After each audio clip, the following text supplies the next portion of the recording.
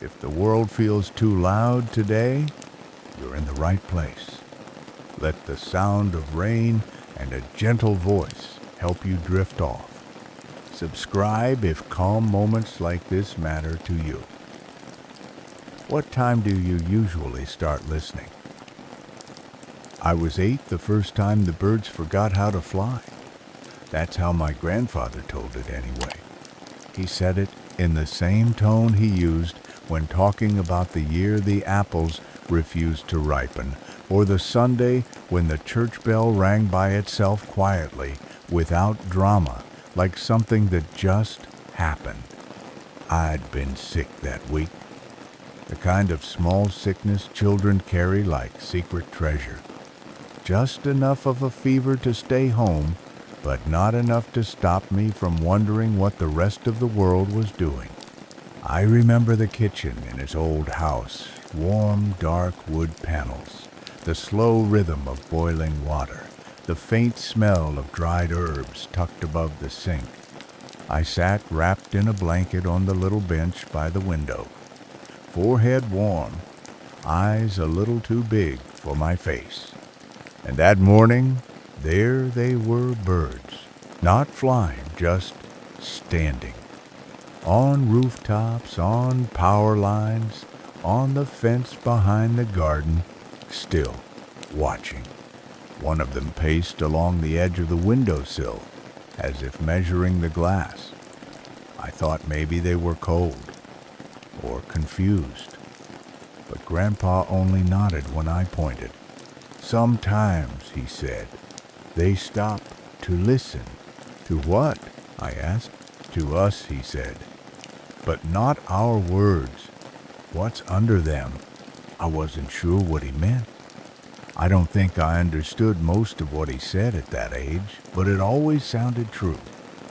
He brought me a cup of lukewarm mint tea and sat in the armchair near the stove, his hands wide and calm, the kind that had fixed clocks and carried baskets of rain rested on the armrests like they belonged to the house itself. Outside, the birds didn't move, not one. They didn't flap or chirp or stretch. They just were, watching. Still, the wind came and went. Leaves danced a little.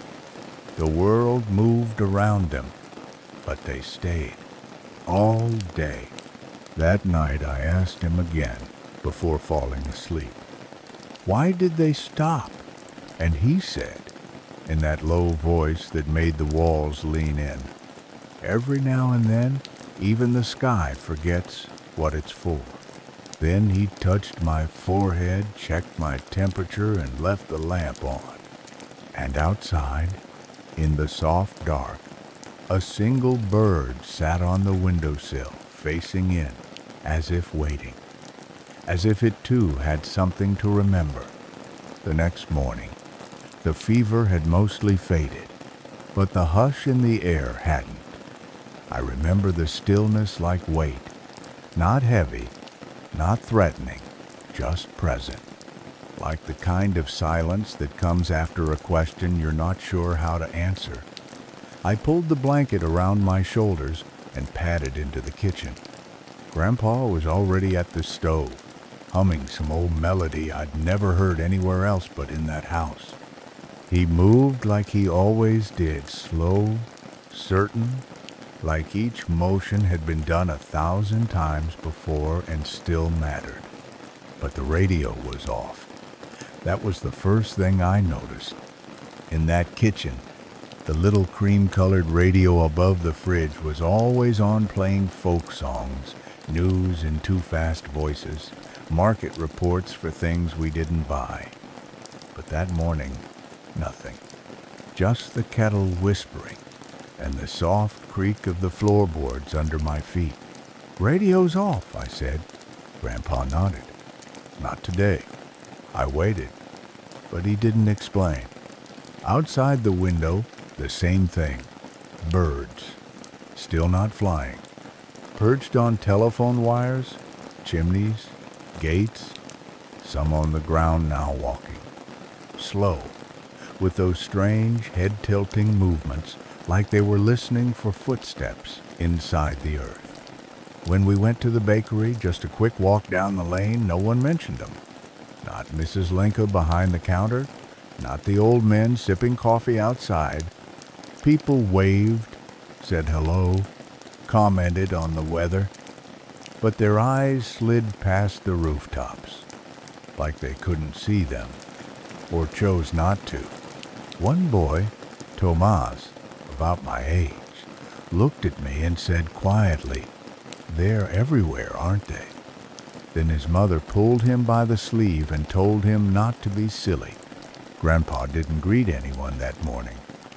He just took the loaf, paid, nodded, and walked home. And still, the birds watched. At lunch, I asked him why he didn't turn the radio on. "Because sometimes," he said, slicing bread with slow precision, "when birds go quiet, something else wants to speak." "Like what?" I asked.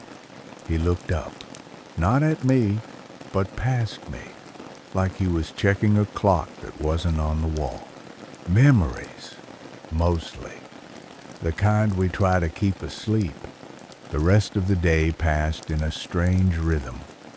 Everything looked normal, but the soundscape was off. No wings, no chirps. Even the dogs barked less. The air felt full of unspoken things.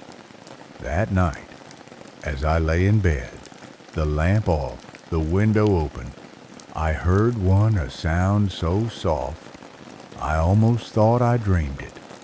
A flutter. Just one. Not flying, just repositioning. And then, a whisper. Not from the bird, from somewhere closer yet far. "Are you still listening?" I didn't answer. I didn't need to. I was. The following morning, Grandpa woke me earlier than usual. The sun had only just crested the hills, and the kitchen was still gray with sleep. He handed me my jacket without a word, warm from the radiator, and I followed him out the door like I had 100 times before, but this time he didn't speak. The air was thick with dew, and something else I couldn't name. Not dread, not fear, just the kind of stillness that made you careful with how you walked. The birds were still there, still not flying, but they were no longer watching the houses. They were all turned outward, toward the woods, toward the line of trees where the village stopped and the hills began. Grandpa took the dirt path behind the bakery, the one that curved up past the orchard and dipped behind the mill. We'd walked it before, but never this early and never in silence. We didn't talk until we reached the edge of the trees. There, just before the forest swallowed the sun, he stopped beside a tall, wide tree I'd never really noticed before. Its bark was gray and deeply wrinkled, like skin that had forgotten its youth. "Here," he said, placing his palm flat against the trunk. "This is where we come when the sky forgets its wings." I didn't understand, but he didn't seem to expect me to. He sat on the old stump nearby and gestured for me to do the same. So I did. We stayed there for what felt like a long time, watching nothing happen. But it wasn't nothing. The quiet was thick, full, a kind of silence that didn't feel empty but occupied, like the space had stories layered into it and they were just waiting for breath. Then Grandpa said, very softly, "When I was your age, the birds stopped once before. It was the day your great-grandmother died." I turned toward him, surprised. He was staring at the tree, eyes not sad but deep. "She died in this house," he continued. But the silence started before that. 3 days of stillness. No wings, No songs, just like now. I didn't say anything. I didn't want to break whatever thread he was following. We came here then too, he whispered, and I heard her voice, just once. Not a ghost, not a trick, just her, saying she was all right, saying she'd stay in the wind. I didn't know what to believe, but I believed him. That much I was sure of. A soft breeze passed then, and for the first time in days, the leaves rustled gently. One bird tilted its head toward us, then another. But still no wings lifted, no air split. You hear it? Grandpa asked, his voice like a question carried across years. I didn't know what to say. I nodded, and somehow that was enough. The next day, something changed. It was subtle, like a wrinkle in a bedsheet you don't notice until you lie down. We were having breakfast, boiled eggs, rye bread, a slice of soft cheese when I saw it through the window. One bird, a small, speckled one, lifted off the fence and floated not far, just from one post to the next. But it flew, only for a few seconds, but it did. I looked at Grandpa. He was already watching. His fork paused midair. He didn't smile, didn't frown, just nodded once, slowly, like a note struck inside him. The rest of the day passed as usual, or rather, as what had become usual, quiet, slow, dense. The radio stayed off. Grandpa didn't go to the shop. I sat in the garden, pretending to read but really watching the sky. That one bird flew twice more, each time short, careful, like testing a bridge that had once collapsed. The others remained grounded. That evening, just before dusk, Grandpa went down into the cellar. I wasn't allowed there most of the time. Too many old things, he said. Too much dust, too many nails. But this time, he left the door open. I followed a few minutes later, slow and silent, like walking into a memory not meant for you. He was kneeling beside a wooden crate with iron handles, wiping the lid with a cloth. His hands moved like he was greeting an old friend.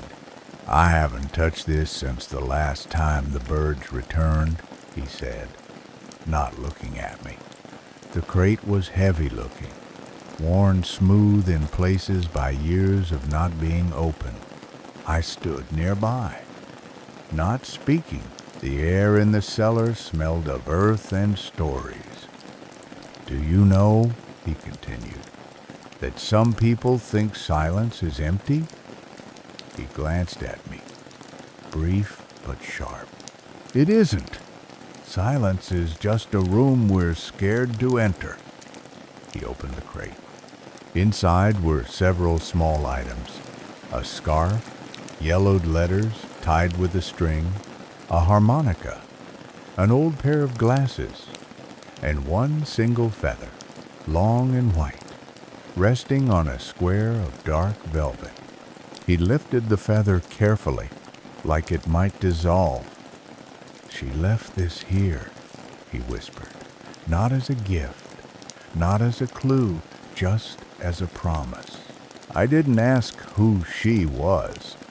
Some things don't need explanation. I watched as he wrapped the feather back in the velvet and set it beside the letters. Every time the birds forget, someone has to remember, he said, standing slowly, knees cracking like old wood. And if no one does? I asked. Then they don't come back, he answered simply. Upstairs, in the near dark, the birds were beginning to shift. Not fly, just move, one wing at a time. Like waking from a dream they weren't sure they wanted to leave.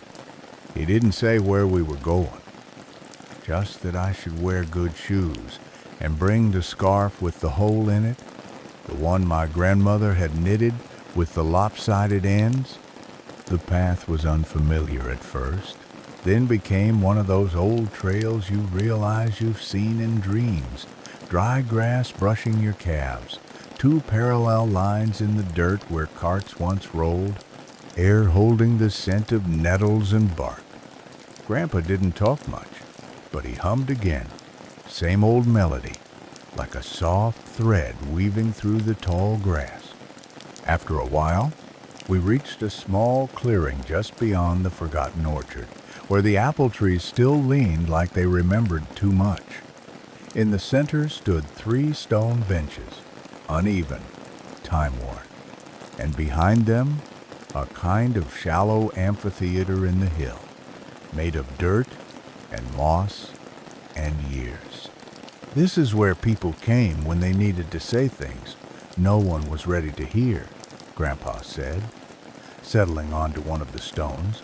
Old stories, unshared goodbyes, things they only half believed, but still needed to say out loud.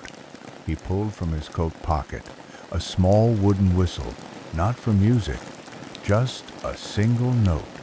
He placed it on the bench beside him like it belonged there. When the birds stop flying, it's not because they're lost, he said. It's because something we were meant to carry we dropped, and they land to remind us. I sat beside him, not touching, but close enough to feel the heat from his shoulder. The air here was different, heavier and stiller at once, like it was listening. I closed my eyes, and in the silence I heard not sound exactly, more like suggestion. The shift of a branch, the rustle of unseen feathers, a hush layered beneath the hush. You hear them? He asked gently. Not the ones we know, the other ones. The ones that never flew but still remember how. I nodded. I wasn't sure if I truly heard them, but I wanted to. And maybe that was enough. He placed the whistle into my hands. It felt warm, even though it had been in the wind. When it's time, he said, you'll know, but don't blow to be heard, blow to listen. We sat until the shadows stretched out like long fingers across the hill. As we stood to leave, I turned one last time to the clearing, and for the briefest moment, I saw them not clearly, not fully, but outlines. Shapes perched along the ridge, not crows, not sparrows, something older, something waiting, and none of them moved. That night I dreamed, but they weren't my dreams, or at least they didn't feel like mine. The images came soft and slow, like old film, a barn with a blue door, someone singing in a language I didn't know. A swing creaking in the wind without anyone on it. Then feathers. Dozens. Maybe hundreds. Falling like snow, but never touching the ground. I woke before sunrise, heart quiet, but alert. The way you wake when someone says your name in a room you thought was empty. Grandpa was already in the kitchen, stirring something gently on the stove. But he didn't look at me when I came in. They've started remembering you, he said, like we'd been in the middle of a conversation. I didn't ask who they were. I think I already knew. When you listen too long, he continued, the stories start to listen back. They come to see if you're ready to carry them. Not all are yours, but some recognize you. I sat at the table, hands wrapped around a warm cup that I don't remember him giving me. Outside, the birds were still, mostly still, but now they shifted more, wings flexing, eyes brighter, like they were on the edge of a decision. That day passed with a kind of gentle unreality. Grandpa cleaned the attic. I sorted old photographs into piles without names. We didn't talk about the dreams again, but I felt them near me all day, not as thoughts, but as atmosphere, like someone humming in the next room. Just after dusk, I found the old notebook. It was in the drawer under the bench in the hall, the one with the broken handle. I opened it without thinking, like I'd always known it was there. Inside were sketches, birds, trees, faces, none labeled. Some pages had short phrases. She left through the silence, not the door. The roof knows what the house can't say. Wings remember gravity the way we remember water. Each line made something in me ache, but in a soft way, like pressing on a bruise you forgot was there. I showed it to Grandpa. He didn't react, just nodded once. That was hers, he said.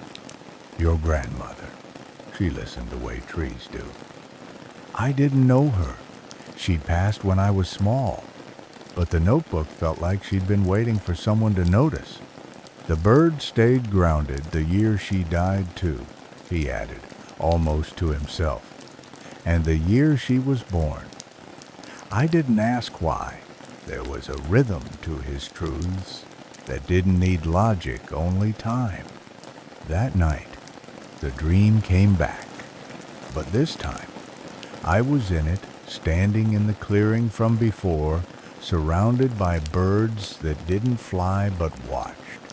In the center, a girl I'd never met was drawing something into the dirt with a stick. When she looked up, she smiled like she knew me and said, "It's almost time." I woke with the whistle in my hand. The next morning, I didn't wait for Grandpa to say anything. I put on my boots before he came downstairs, wrapped the scarf twice around my neck, and placed the wooden whistle gently into my coat pocket. He looked at me, eyebrows raised just slightly, then nodded once without a word. This time, I led. Through the garden, past the orchard, along the narrow path where the trees still bent the same way as they had days before. Only now, I noticed things I hadn't. Small feathers caught in branches, a single stone stacked carefully atop another, a patch of moss shaped like a footprint. The air was quieter, but not empty. It had gained a kind of breath, a pulse, like it was waiting. When we reached the clearing, the light was different, softer, thicker, as though time had pooled into the hollow of the earth and was holding still for just a while longer. I walked to the center without hesitation. Grandpa stood at the edge, arms folded, saying nothing, watching, trusting. I took the whistle from my pocket and held it in my palm.